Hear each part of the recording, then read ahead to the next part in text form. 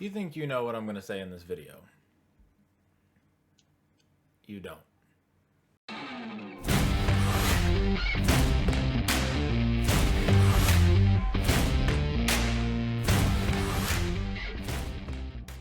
Hello YouTube and welcome back to another one.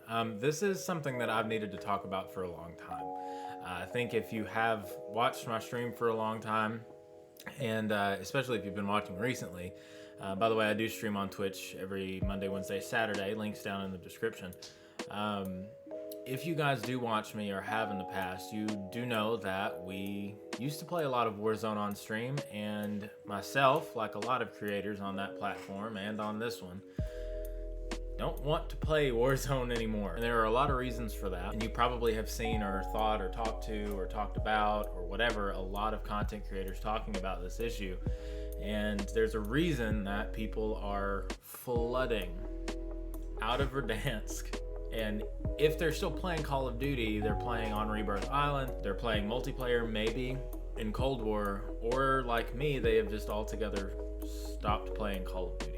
I played Call of Duty for a long time, many years. Call of Duty and Warzone specifically is what got me into content creation. That's what we started with, and that's what we played really all the way through until recently. We played Fall Guys when it was popular, we played Among Us when it was popular, but ultimately the game we played was Warzone. We always used to joke that I'm a variety streamer that only streams Call of Duty Warzone, and that has changed drastically in the last 30-ish, probably the last 30 days. You know, Warzone used to be that place where the boys and I would all go because we would have a good time. We were able to chill, play, and go, you know, play all night long. We would stream it for 4 or 5 hours straight, whatever. And we just can't do that anymore. And that's why when you watch me, you see me streaming Valorant, you see me streaming Apex, and I'm getting into like story-driven single-player games as well. Excited for some of that stuff to come to the channel. Have fun, play with mods and things like that. But I won't be back on Warzone. Not for a long time. Unless they make some massive update, maybe at the end of this month, and I can come back to you and say, hey, we're back on Warzone, we're having a good time again, whatever. I just don't see that happening. And there is one underlying reason that I have not seen any content creators just outright say. We've kind of talked about some of this other stuff, and we will talk about it. But the underlying reason, the TLDR of this video, is that Activision just doesn't care about their player base.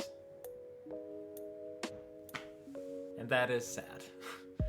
And I'm not just gonna say that and leave it out there and go with it. I'm gonna give you my evidence that I have seen and what my friends and I have seen and what my community has seen.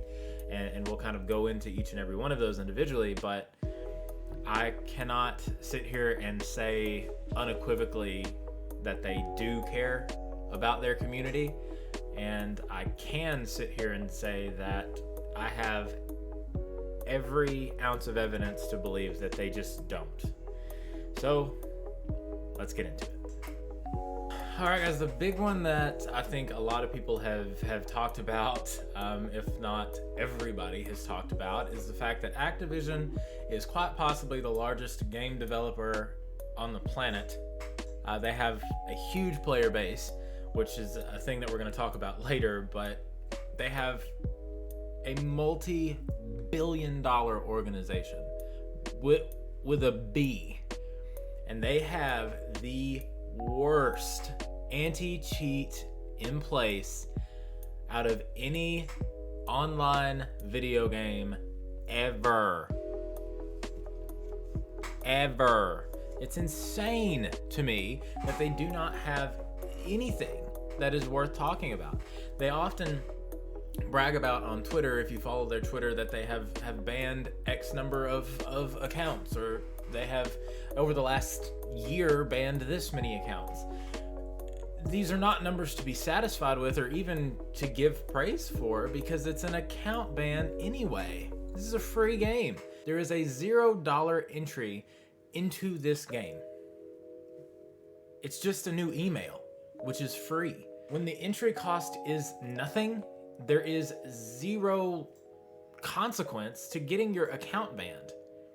These cheaters that are going into the game aren't long-standing accounts, most of them anyway, that are brand new on this bus, that have spent money on skins or spent money on accessories or spent money on whatever, on battle passes, and are now getting into hacking and have a consequence to getting their account banned. It doesn't make any sense.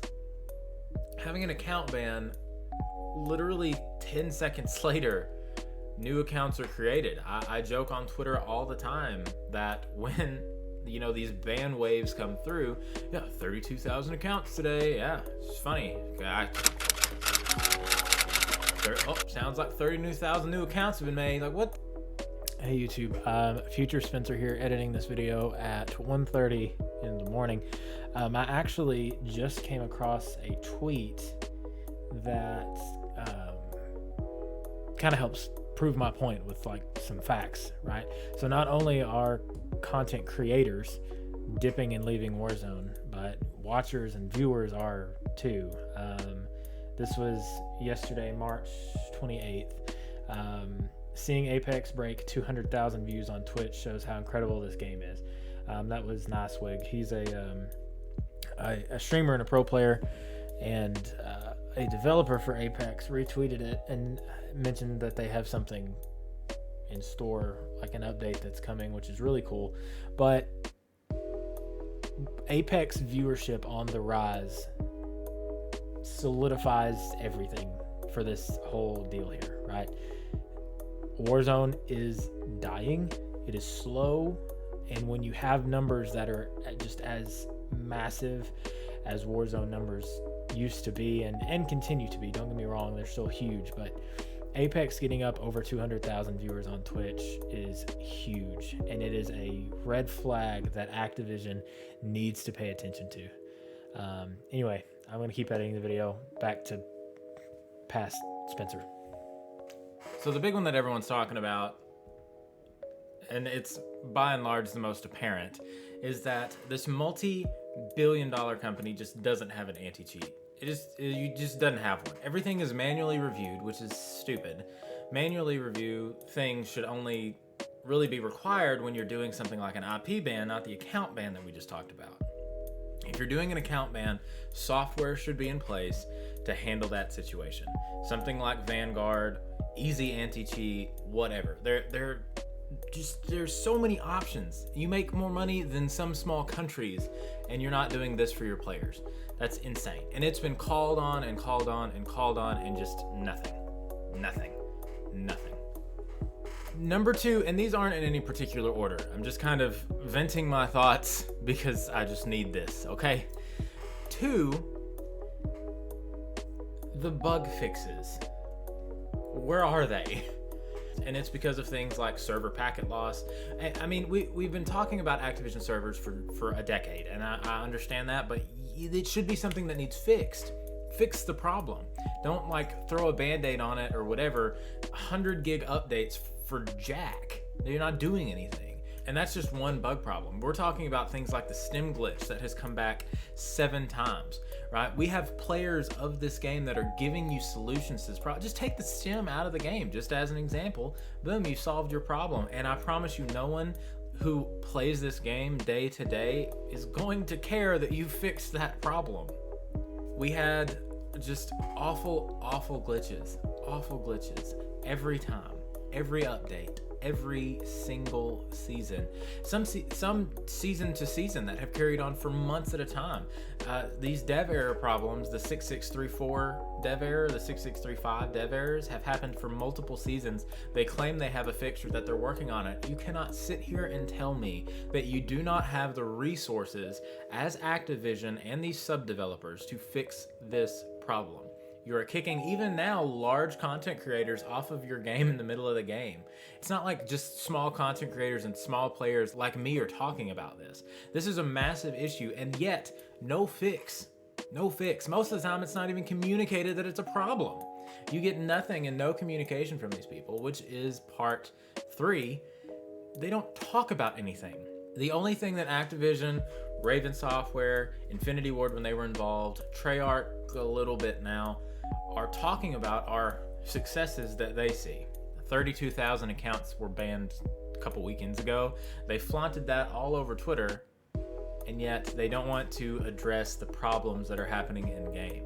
There was like 1 or 2 that they actually talked about and fixed within about 2 weeks of the problem happening, and they communicated that. But a lot of these problems that are occurring, these game-breaking issues, they're not even talking about them. Other game developers, other games, other companies at least acknowledge their issues and say, hey, we are working on this. Back when the stem glitch first became a problem, we got nothing. Zero communication until it was fixed.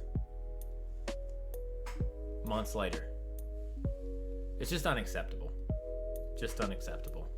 Communicate with your players. When a bug or an issue happens in Fortnite, I'm not even a Fortnite fan, okay? It gets fixed. Epic fixes it. Oh, I thought ranting about this would make me feel better, but it doesn't. So next, the updates that they give are dumb. That's all. They're dumb. I mean, you got floor loot stuff that should cycle way more than it does. In the last 2 seasons, the cycling has just been adding some of the new blueprints. A little bit. They've added zombies into the map to kind of push the storyline forward, but that has also fell flat. This massive new update that they had and teased or whatever was half of a broken ship with a 40 zombie event that was strictly on that half destroyed ship and the bottom of the map that most of the time isn't even in the circle. So yeah, the updates suck. And the last thing that I'm going to touch on, frankly, because I don't have the energy for this anymore, is the matchmaking. And you all know what I'm talking about. I'm going to put some screenshots up here. So these are 4 random lobby distributions. I'm just going to let you take a look at them. And then I'm going to put up 4 players. You tell me who belongs with who here. And let me tell you something, you're probably wrong. Let me know down in the comments which number and letter combination you think is correct. And after a little while, I'll put the correct combination down in the comments. But yeah, it's a problem. You've got players like me who are not God tier players, I assure you. By definition, above average, absolutely, but not God tier. And then you have God tier players that play every day, 8 hours a day. And this is no hate toward them. That's not what I'm saying. I'm not blaming anybody outside of the organization of Activision and Raven for this, and Infinity. You know what I'm talking about. I'm not blaming the content creators for this. What I'm saying is that players like me, who are in the above average category, do not belong in only top tier lobbies. When content creators who run a 5+ KD or a 4.5+ KD constantly get some of the lower end lobbies. And I understand, I watched JGod's video, which I highly recommend you check out too for yourself. I do think that he left some things out and kind of dodged the main point that we were trying to make in our argument against this. But you cannot sit there in good faith and tell me you don't think that something is going on with that and something is wrong. To the point, they also, not too terribly long ago, auto turned off public data for every account. You had to go in and turn on the public information. That way people could see your stats and see your, and pull your lobby information. And just recently, like 2 days ago, they're trying to shut down the one website that was exposing all of this information. A website that I actually posted about it on TikTok a long time ago. SBM in Warzone is one of the most amazing Warzone utilities on the internet that is available. it's awesome for just the day-to-day player. You can see your lobby distribution. You can see kind of how you did, how you're performing, that kind of thing. But people were using that to expose some of this action by Activision, and they sent them a letter, and they are shutting it down. Because Activision has something to hide. They know it, and they won't admit to it. That is not a conspiracy theory. That is just the only possible explanation to these actions. So, in conclusion, in a new camera angle, Activision just does not care for their players. They don't care about them. All they care about is money, and every possible piece of data and evidence that is available points to that conclusion. Nothing points to the contrary. And yeah, this is obvious in Warzone, but it's obvious in every single aspect of their organization. They just laid off well over 100 employees not too long ago, and then turned around and gave the CEO a $200 million bonus. This isn't okay. So, with that being said, as someone who thoroughly loves Call of Duty, I won't be playing until massive updates to the game change. It's absolutely unplayable the way that it sits. And it's sad. It is. I gained and really reconnected with a lot of people, and connected with a lot of new people because of this game, and especially over quarantine and over COVID. That game helped me launch a very small at the moment content creation career, and it's just disheartening, and it's sad to watch a game that me and my friends love so much just fizzle and die. So, for all you players out there, I wish you the best. If you want to come play and watch a good game, then again, come join me over on Twitch. Sub to this channel as well. If you want to see some awesome new content, I know you're going to want to find your way back, so make sure you smack that subscribe button and ring that bell. Make sure you leave a like down below, and remember to put your comment on who you think belongs to who in that little distribution battle. It'll be fun to see if you really know what's going on or not. So anyway, guys, thank you so much, and I will see you in the next one.